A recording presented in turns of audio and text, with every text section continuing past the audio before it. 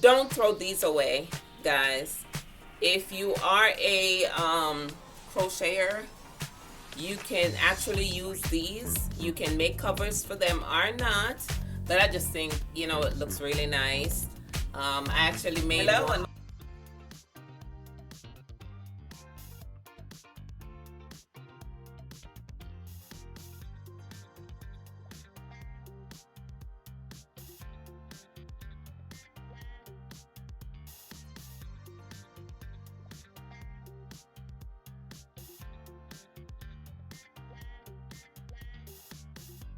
and gave it to the young lady that attended my daughter's class that said, you know, she wanted one. You know, teenager, and she's enjoying it. So, just an idea. Okay, so I'm gonna go ahead and make the cover for this and show you. At about to here. So I'm giving some sewing allowance as well. And because of this fabric here is so stretchy, I, you know, don't have to use much.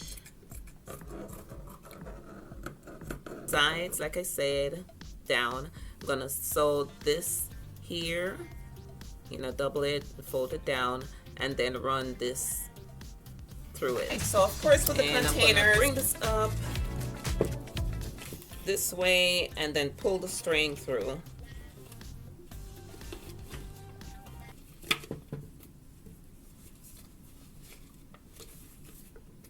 And I'm tucking it. Here is a demo of me using the finished product. So that's what it looks like. That's the longer one for the longer skein, you know, the longer one, and this shorter one for the shorter skein, right? So we have two here, and I just think they're so practical.